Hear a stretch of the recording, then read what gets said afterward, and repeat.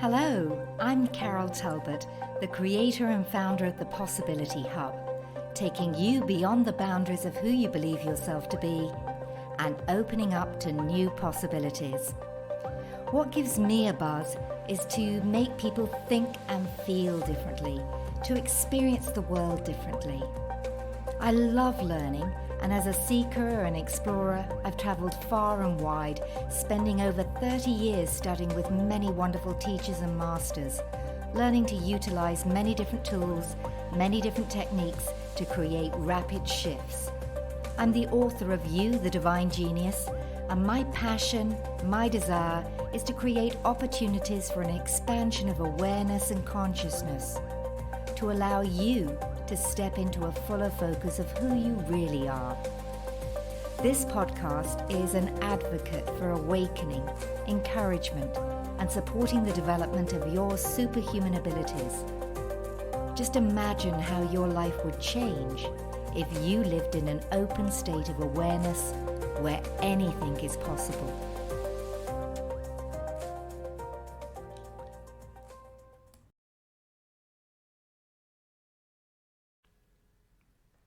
If you've heard stories or read books such as The Life and Teachings of the Masters of the Far East by Baird T Spalding, you may have wondered if phenomena such as walking on water, manifesting banquets out of thin air, or being in two places thousands of miles apart in just seconds are abilities reserved for the masters and gurus.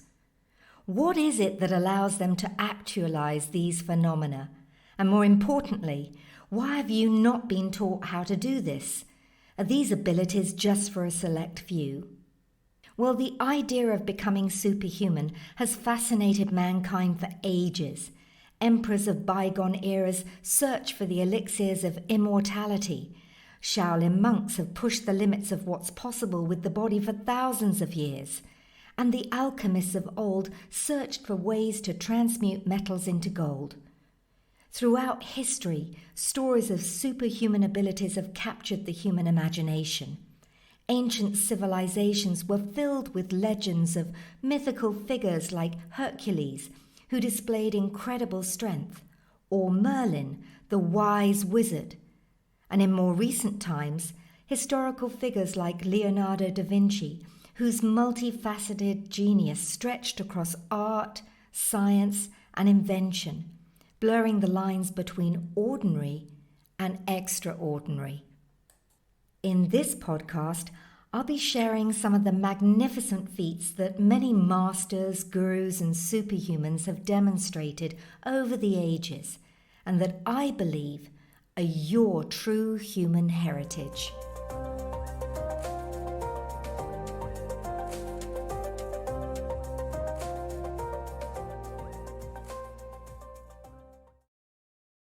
In 1924, Baird T Spalding published the first volume of Life and Teachings of the Masters of the Far East. There followed another 5 volumes, with the books describing the travels to India and Tibet of a research party of 11 scientists in 1894. And the purpose of the trip was to find the great spiritual teachers of the Far East and witness their unusual abilities. Now, during their trip, the scientists claimed to have contacted the great masters of the Himalayas, immortal beings with whom they lived and studied, gaining insight into their lives and their spiritual message. And this close contact enabled them to witness many of the spiritual principles displayed by these great masters. Examples of what they witnessed included walking on water or manifesting bread to feed the hungry party, appearing in two places thousands of miles apart within moments, and many, many more incredible manifestations. Now, have you ever wondered if it's really possible to manifest those kinds of miracles yourself? I know I have. Spalding cites that these miracles can be accomplished by anyone who comes to know his true self.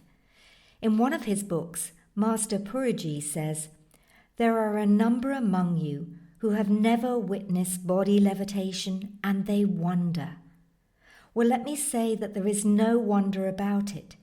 It is a power which belongs to man.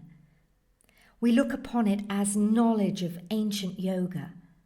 Many people have used it in the past, and it was not looked upon as miraculous. In fact, Buddha himself visited many distant places through the levitation of his physical body.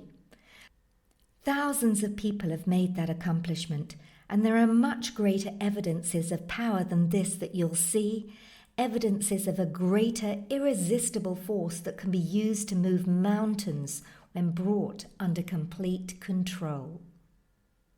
So what are some of these greater evidences of power that Master Purji cites? Well, there are the kahunas and Polynesian shamanism. In fact, the kahunas are often referred to as the masters of reality. Before Christian missionaries and encroaching Western culture effectively stamped out Polynesian spiritual traditions in the latter part of the 20th century, Hawaii was a hotbed of kahuna activity, with powerful shamans regularly and openly demonstrating a long list of extraordinary superpowers. Kahunas, which are essentially Hawaiian shaman or spiritual elders and wisdom keepers, were the product of thousands of years of sophisticated Polynesian spiritual knowledge that had been passed down secretly from generation to generation. As the Polynesian diaspora spread westward into Hawaii long ago, the kahuna secret wisdom came with it and flourished on the islands. There are literally hundreds of documented case studies and first-hand accounts of truly extraordinary superhuman feats being performed by the kahunas, ranging from walking on scorching hot lava for extended periods of time, instantly healing life-threatening wounds, broken bones, and any and all disease literally in a matter of seconds, to the point where any record of broken bones or wounds ever having occurred couldn't be found or even seen. Also, instant materialization of physical objects, levitation, the ability to manipulate reality in their favor, the ability to contact and interact with spirits at will, the ability to teleport and bilocate, the ability to see into the future and past at will, and to project their consciousness nearly anywhere on the planet or in the universe and observe what they saw, among many, many other things. Thankfully, much of this became known due to a budding scientist and parapsychological researcher named Max Freedom Long, who found himself on the Hawaiian Islands in the early part of the 19th century. Fascinated with superhuman abilities and these sort of things, he quickly became intrigued by the stories he was hearing about the kahunas from the Hawaiians whose trust he'd gained.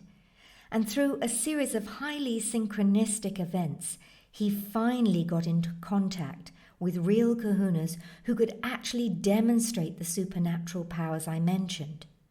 However, they categorically refused to reveal any of their secrets, as it was forbidden to do so to a non-Polynesian in their cultural traditions. Not one to be deterred by unfavorable circumstances, Max Freedom Long figured out a way to gain access to the miraculous secrets he sought by decoding first the Hawaiian language, because it turns out, as is often the case in indigenous cultures, that their secrets were passed down orally for thousands of years, and their entire system of consciousness and spiritual wisdom was encoded in the etymology of their language. And this highlights the importance of language. There is truly magic hidden in the language that you and I speak. By meticulously studying Hawaiian and Polynesian languages, and through a multi-year-long practice of trial and error, Max eventually unlocked their secrets, and he began to gain access to their legendary powers. Fascinatingly, The esoteric knowledge he found hidden in their language, which had been passed down as spiritual wisdom for thousands of years, was not only up to speed with what Western psychologists in Europe and the US had discovered about the nature and structure of the mind, but it was far more nuanced and sophisticated.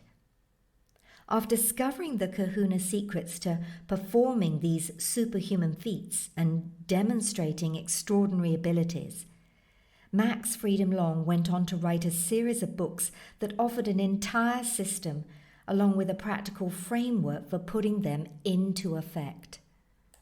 I've read some of these books, and I suggest you see if you can get hold of some of his books too. From the Hawaiian kahunas and Polynesian shamanism, we then move more to India because there's Sai Baba, widely considered to be one of the greatest avatars and spiritual teachers to walk the planet in recent times.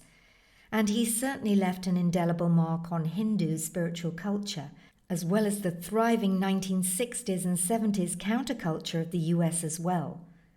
Far beyond all that is the fact that Sai Baba was known largely for regularly performing miracles and purportedly had a long list of superpowers and abilities that range from such things as the ability to bilocate, perform instant healings, and resurrect life from the dead, and perhaps most famously, materialize physical objects simply out of thin air using the power of his projected consciousness. In fact, there are many videos and first-hand reports from millions of people who watched him perform this superpower of physical object materialization time and time again during his many public appearances. In some of the videos floating around, you can actually watch him consistently create beautiful gold necklaces and jewelry out of thin air and manifest copious amounts of something called basma, which is a sacred holy ash powder. Of course, many critics claim Sai Baba, like any major guru, was a world-class magician. One thing is for sure, though. Sai Baba was indeed a master spiritual teacher, and his writings and commentaries are deep and profound. Before leaving physical form, he created a massive legacy, and he empowered millions of people worldwide in unquestionably positive ways. Now, the yogis and holy men of India meditated in caves and explored the tantras and sutras of Hindu philosophy in search of the legendary siddhis, a set of supernatural powers believed to be the byproduct of intensive meditation and yoga practice. According to the classical Hindu texts, Patanjali's Yoga Sutras, there are approximately 19 siddhis, or supernatural powers, that are all actually attainable. Tibetan monks meditated for decades to master the control of their physical and etheric bodies and beyond, learning to travel the astral planes and afterlife. And sorcerers in medieval times sought countless magical powers, from healing the sick to controlling others through the use of herbs, spells, and spirits. But right now, let me share a sample of the superpowers outlined by Patanjali, and they include the disappearance of the body from view as a result of looking at the body with the inner eye. This is sometimes translated as the power of invisibility because in Sanskrit it contains words suggesting a suspension of the coarse or limited projection of the body. And it may also be interpreted as the ability to perceive aspects of the body that are beyond the limited scope of the ordinary senses. In other words, we could interpret this as clairvoyance or perhaps as psychokinesis. Then there's levitation. Now, this siddhi is said to allow the yogi to float, hover, fly, or even walk on water. And it could also be interpreted as a highly advanced form of psychokinesis. Another siddhi is the mastery over the elements, enabling manipulation of matter, including the size, appearance, and condition of the body. Now, variations of these abilities include the fulfillment of any desire or to create or destroy material manifestations.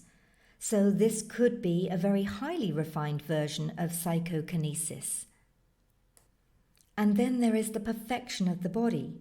Now, this could be interpreted as a melding of exceptional mind-body control combined with psychokinesis, and it would manifest in extreme cases as an indefinite life extension, or perhaps as the rainbow body in Tibetan tradition, in which the corpse doesn't decay, but rather slowly fades away and turns into coloured lights.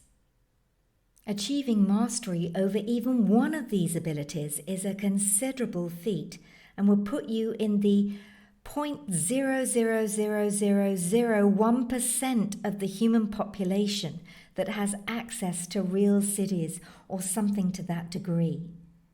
Developing full control over all 19 is really the stuff that legends are made of. And this is because each city has its own subtleties and nuances, and oftentimes requires mastery of one or more of the different faculties of the human mind, body, energy body, and spirit. According to those that have attained them and teach the process of doing so, being able to demonstrate superhuman abilities is kind of like training for the Olympics. Anyone who puts in the time and effort can qualify, but only the most talented go on to win the gold, or even place in the top 3. And so it is with the cities. If you put in the time and practice, you can enter the realm of the extraordinary and begin to exhibit some of the easier abilities that there are to attain. But only those people with an unusual level of commitment or innate natural talent or ability will develop true mastery over one or more of these superhuman powers. Of all the living masters of superhuman abilities who have a fascinating history and story is John Chang, often referred to as the Magus of Java, and that's also the title of the book about him.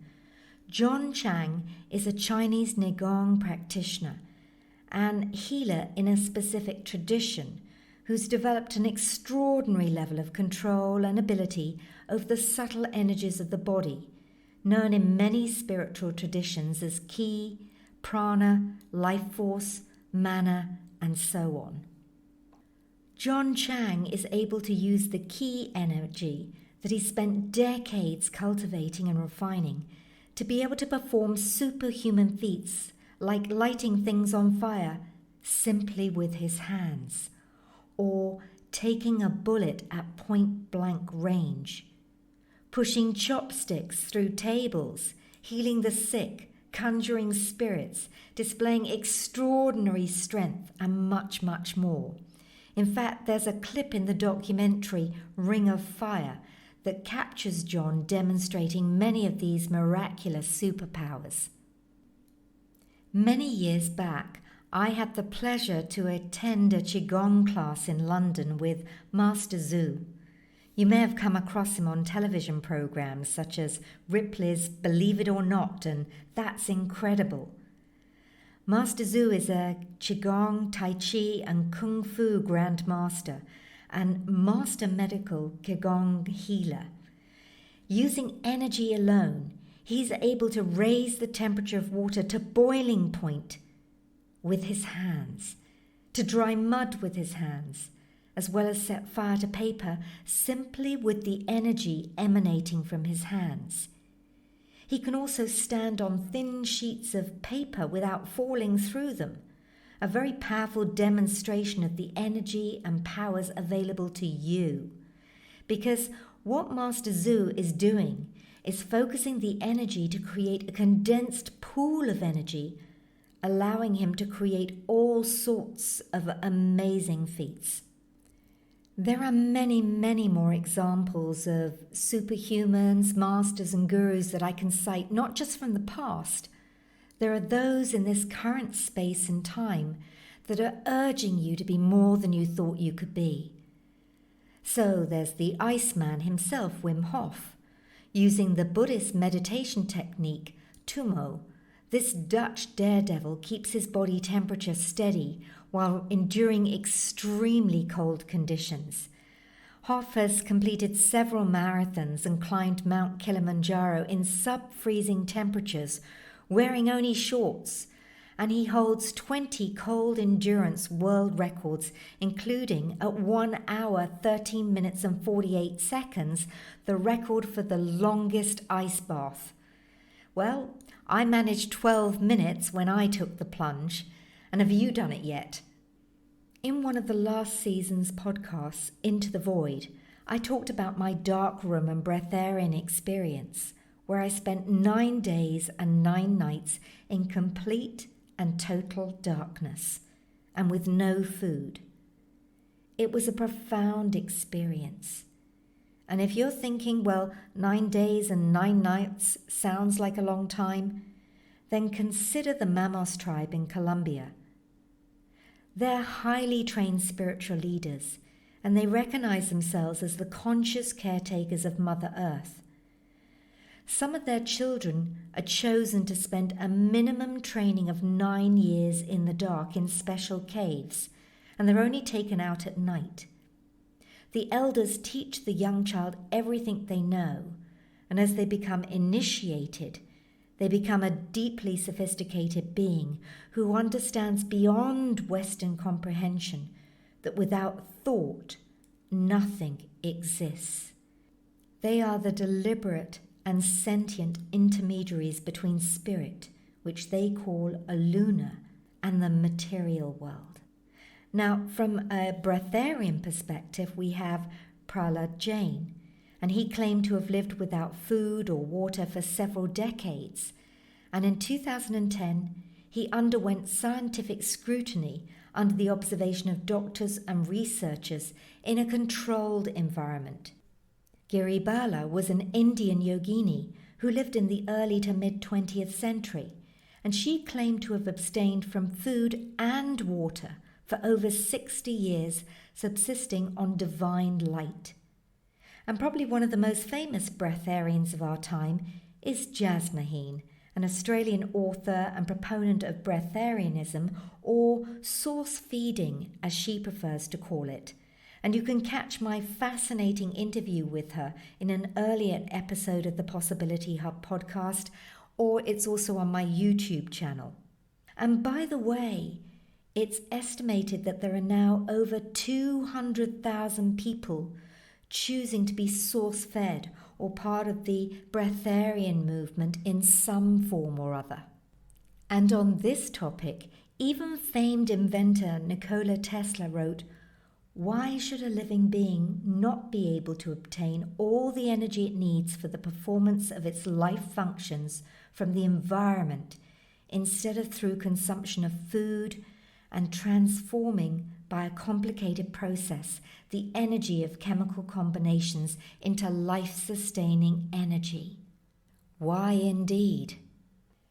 Having been fascinated my whole life with the idea of activating superhuman abilities, it's probably going to come as no surprise that I'm a master firewalk instructor, and I've been running this powerful experience for groups and organizations for nearly 20 years now. After all, for thousands of years in cultures around the world, people have walked across hot coals as a way of honoring the element of fire and using it as a means of healing and purification for themselves as well as their communities.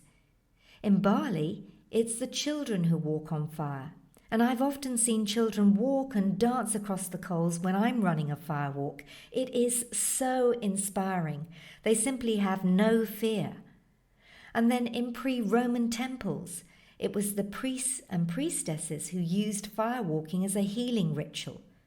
Many tribal people had rituals and ceremonies to honor the sacred aspect of fire. And firewalking is one of mankind's oldest change-promoting tools. In fact, almost every culture worldwide is known to make effective use of firewalking to empower, heal, and purify, as well as to encourage a change. Firewalking has nourished the human spirit for thousands of years. It really is one of the ultimate good things in the universe, the source of so many benefits, yet so neglected and unappreciated and even feared by people. Back in the summer of 2016, I actually attended a month-long program to specifically learn how to walk on water. And in the last year, I learned about something called extraocular vision, also known as seeing without eyes. And while we all have this ability, children in particular have an innate ability to activate this very quickly and easily. In fact, one of my students, he's only 6 years old, he activated this ability on his 3rd session with me. It was just beautiful to witness.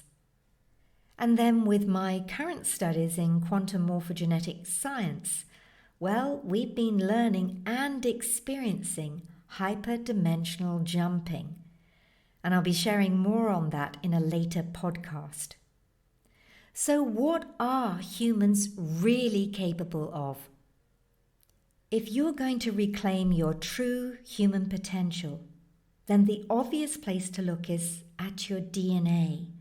After all, your DNA is linked to consciousness, and your consciousness determines the reality that you find yourself in. Therefore, it could be fair to assume that the masters and gurus have been able to activate their DNA to a level that allows for a reality where things like walking on water, manifesting banquets out of thin air, or being in 2 places thousands of miles apart, all those are possible, and so much more.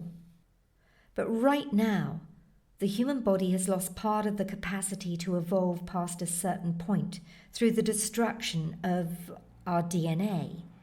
And what you find when you understand the true potential that lies within your DNA blueprint is that it's not operating as it should. So is it possible to reclaim this potential? Well, there are many mysteries that lie within the intricate strands of your DNA. Right now, there are people claiming extraordinary abilities through practices like meditation, biohacking, bioregenesis, or even alleged encounters with extraterrestrial beings. Could these be the true humans who've unlocked the secrets hidden within our DNA? Well, in future episodes, I'll be delving deeper into DNA and multidimensionality.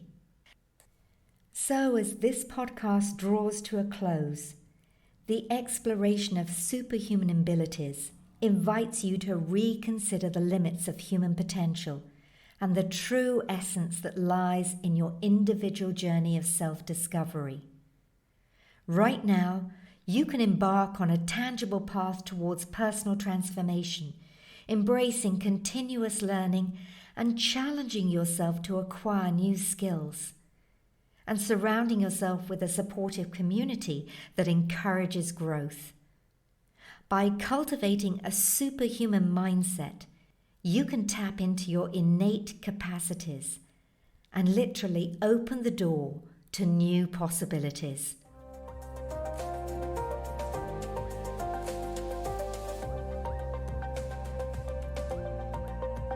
Thank you for tuning into this episode of the Possibility Hub podcast series, and I'm delighted to be sharing possibilities with you.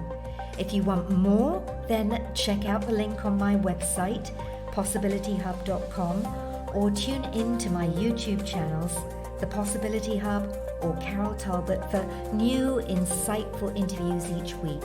And if you feel that others can benefit from listening in, then please share, review, or like, or follow me on Instagram, Carol K. Talbot. Most importantly, remember, you're always more than you think you are.